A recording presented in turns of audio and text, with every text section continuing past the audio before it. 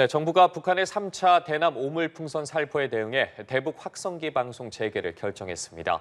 강력한 대북 심리전 카드를 꺼내면서 남북 긴장 관계가 고조되고 있습니다. 네, 김대영 한국국가전략연구원 연구위원과 함께 관련 내용 짚어보겠습니다. 어서 오십시오. 안녕하십니까? 예. 자, 북한이 또다시 오물풍선을 살포를 했습니다. 앞서 두 차례 오물풍선 살포에 이어 이번 주말에 또다시 오물풍선을 살포를 했는데 이에 우리 정부도 바로 강력한 대응 카드를 꺼내 들었습니다. 대북 확성기 방송을 재개하기로 했는데 사실 이 확성기 카드가 북한이 상당히 두려워하고 있기 때문에 좀 마지막 수단으로 남겨주지 않을까라는 예측도 나왔었는데 바로 가동을 하기로 했습니다. 어떻게 보셨어요? 사실 이 확성기라는 거는 사실 물리적 수단은 아니죠. 이제 비물리적 수단이라고 할 수 있고 또 한 가지로는 이제 우리 군이 가지고 있는 여러 가지 심리전 수단 가운데 아마 북한의 영향력이 가장 큰 수단이라고 할 수 있겠습니다.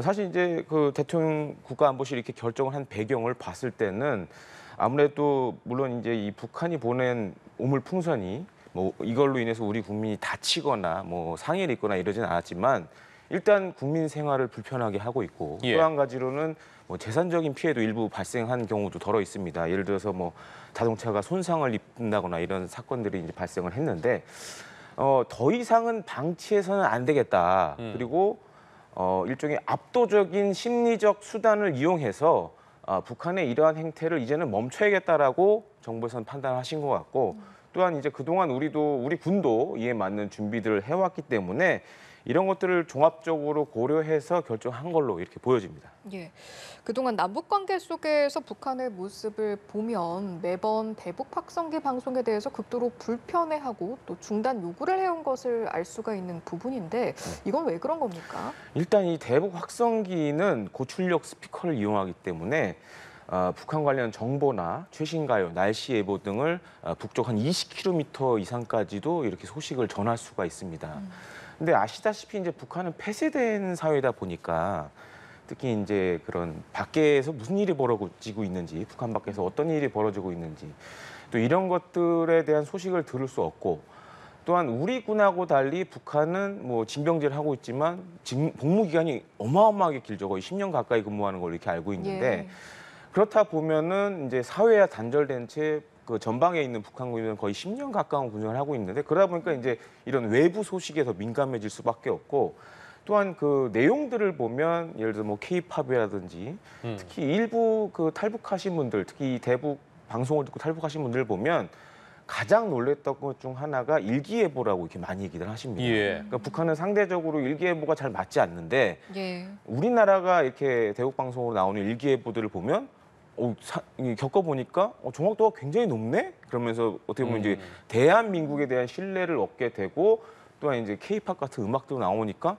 또 이렇게 근무를 오래 쓰다 보면 또 흥얼흥얼 또 읊조리기도 하고 뭐 이랬다는 그런 얘기들도 나와 있는데 만약에 이게 상시화된다 그러면 이번 이제 오물풍선으로 인해서 대북 방송이 상시화된다 그러면 전방에 있는 북한 군인들 입장에서는 굉장히 이제 지금 이 임무를 하는데 곤란을 겪을 수도 있고 특히 이제 북한군 입장에서도 상당히 괴로운 그런 수단이 될 거라고 보여집니다. 어쨌든 북한 입장에서 보면 상당히 피하고 싶었던 꺼려지는 대북 확성기 방송을 우리가 재개하기로 했고 또 앞서 있었던 말씀해 주신 부분처럼 우리 대북 확성기에 어떤 내용이 담겼었는지 설명을 해 주셨는데 대통령실 같은 경우에 어쨌든 뭐 대북 확성기 그 시간이나 내용 등에 대해서는 안보상의 이유로 말해주기는 좀 어렵다고 했지만 앞으로 그렇다면 어떤 내용들이 계속해서 담길 거라고 좀 보십니까? 그래서 군에서 발표한 내용들을 이렇게 종합을 해보면 일단 이 대북 방송과에서 방송 내용은 사실 이제 많은 분들이 잘 모르시겠지만 이제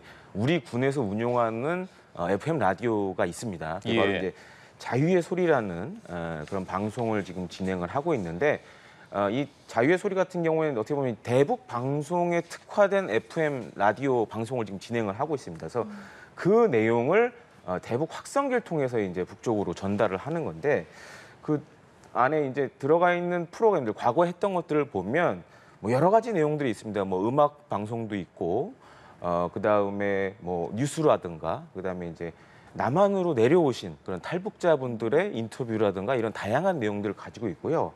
그래서 사실 이제 시점 같은 경우에는 언제 하는 거냐에 따라서 지금 정부는 밝히고 있지 않지만 일단 이 라디오 방송을 보면 보통 이제 오후 5시에 시작해서 예. 그 다음날 1시까지 진행을 합니다. 만약 그 시간대로 간다 그러면은 이제 전방 지역에서는 오후 5시부터 다음날 오후 1시까지 이렇게 진행될 가능성도 있고요. 아니면 이제 그 방송 내용을 녹음해서 정말 우리 군이 원하는 시점에 또 송출을 할 가능성도 있고 해서 요거는 조금 더 지켜봐야 될 것 같습니다. 예, 지금 군에서 준비하고 있는 게 대북 확성기 방송 재개도 있지만 또 예. 이제 남북 접경 지역 내 훈련 준비도 좀 서두르겠다 이렇게 밝혀왔거든요. 북한이 이제 뭐 곧 반응을 내놓는다면 어느 정도 수준으로 내놓을까도 좀 궁금해지는데요. 일단 이제 과거 사례들을 봤을 때는 북한 같은 경우에는 지금 우리 군이 접경 지역에서 이제 훈련을 실시하면 뭔가 그에 따른 또 반응이 있을 걸로 이렇게 생각됩니다. 예. 그래서 그 수단이 뭐가 될지는 뭐 그게 정말 물리적 수단이 될지 아니면 비물리적 수단이 동원이 될지 그건 좀 지켜봐야겠지만은 지금 당장 우리 군이 지금 접경 지역, 특히 북한과 인접한 지역에서 사격 훈련을 아직은 진행을 안 하고 있기 때문에 이것도 좀 추이를 좀 잘 살펴봐야 될 것 같습니다. 예.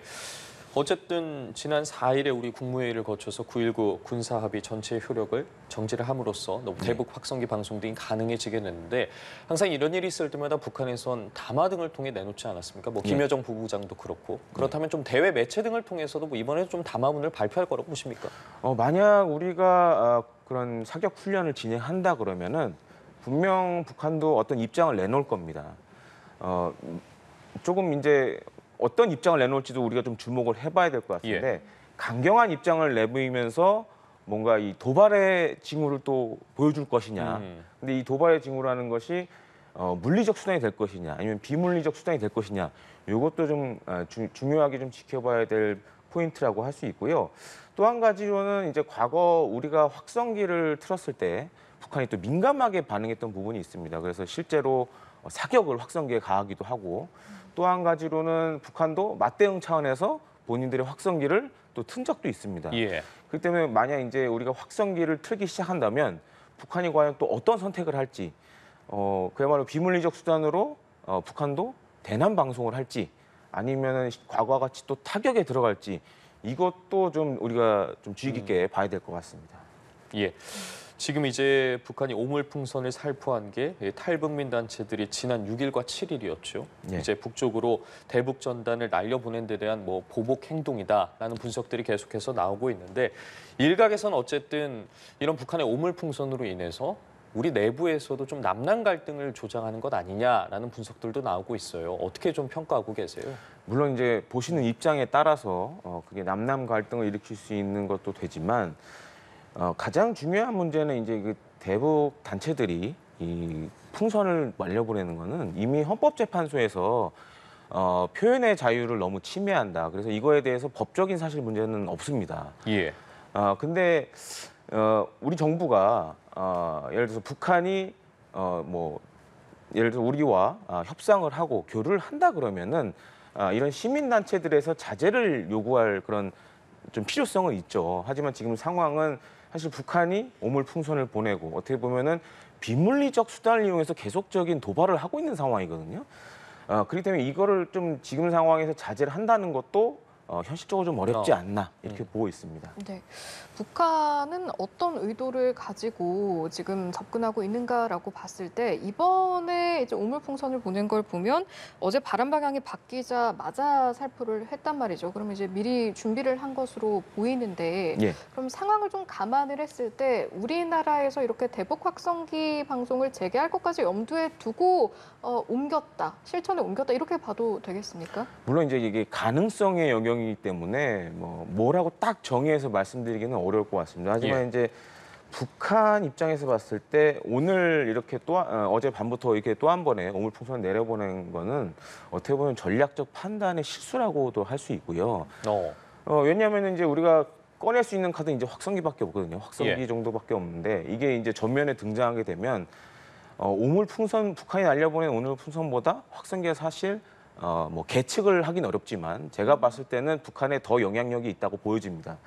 그렇기 때문에 이건 아마 북한도 좀 예상하기 어렵지 않았을까. 그리고 우리 정부도 사실 북한의 그런 점을 좀 생각을 하고 비물리적 수단 가운데 가장 센 거를 지금 사실 옵션으로 선택을 한 걸로 이렇게 보여지고요.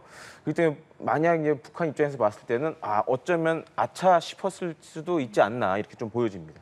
그러니까 우리가 이 정도로까지 바로 뭐 대북 확성기 등의 조치를 취할 거라고는 예측을 못했다고 봐야 하는 거겠습니다. 물론 이제 그게 판단의 영역에 예. 좀 있긴 하지만 제가 봤을 때는 좀 그런 것까지 생각 안 하지 않았나라고 좀 보여지는 부분이 적자가 있습니다. 예, 알겠습니다. 자, 어쨌든 이번에 계속해서 날아오고 있는 오물풍선 같은 경우에는 그 내부에 뭐 쓰레기 등이 다수여서 뭐 아직까지 우리에게 뭐 국민적인 피해나 직접적인 피해를 입히지는 않았지만 앞으로 이제 날려보내는 오물풍선에 만약에 생화학 무기 등이 실린다면 정말 생각하기도 끔찍한 상황이 벌어질 수도 있지 않겠습니까? 이런 부분에 대해서도 좀 대비가 필요해 보이거든요. 예, 그렇습니다. 그래서 사실은 이제 오물풍선을 수거하는 이제 모습을 뉴스로 많이 보셨을 텐데 거기 보면은 우리 군의 그야말로 생화학 무기의 전문가분들도 지금 이 수거 작업에 동참을 하고 있고 또한 이제 오물풍선이 일종의 시한폭탄에 의해서 이제 터지면서 이 오물들을 뿌리기 때문에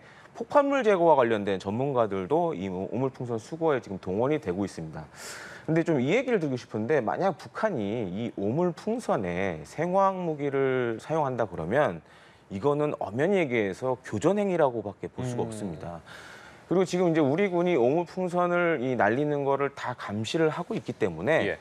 만약에 북한이 정말 이 의도를 가지고 생화학 무기를 담아서 보낸다 그러면 이거는 우리가 사실상 북한을 공격해도 국제사회에서 뭐라고 할 나라는 없을 걸로 이렇게 보여집니다. 그렇기 때문에 북한도 아마 그거에 대해서는 이제 신중해질 수밖에 없는 거고 다만 이제 우려가 되는 것은 생화학 무기보다 지금 사실 이제 타이머가 달린 폭탄 이용해서 이 오물들을 뿌리는데 보니까 지금 일부 오물풍선 같은 경우에는 터지지 않고 지상으로 떨어진 경우가 꽤 많거든요. 그러니까 아직 북한이 이 풍선과 관련된 기술이 좀 전단을 날리고 하는 기술이 좀 부족한 걸로 좀 보여지는데 그런 부분에서 혹시 이제 그 내장된 폭탄이 우리 국민을 손상해 준다거나 아니면 예. 재산적인 피해를 준다라면은 이건 또 다른 경우가 될 수 있습니다. 그렇기 때문에 우리 군도 이런 부분은 좀 주의 깊게 봐야 되지 않나 생각됩니다. 네, 지금 현 시점에서 오물풍선이라든지 이제 대북 확성기 방송은 앞서 말씀하신 것처럼 그래도 비물리적인 그런 부분들을 서로 주고받고 있다라고 했을 때 예.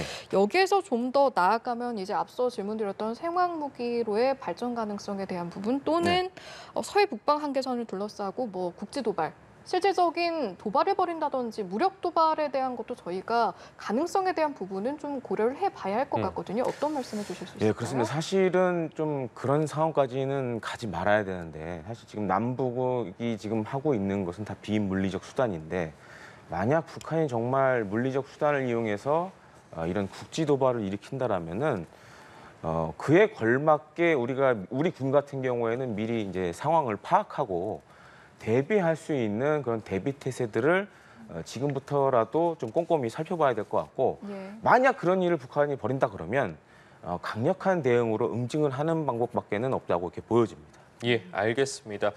자, 이번에도 이어진 북한의 오물풍선 살포 그리고 이에 대응하는 우리의 대북 확성기 방송 재개 등과 관련해서 김대영 한국국가전략연구원 연구위원과 함께 관련 내용 짚어봤습니다. 말씀 고맙습니다. 감사합니다.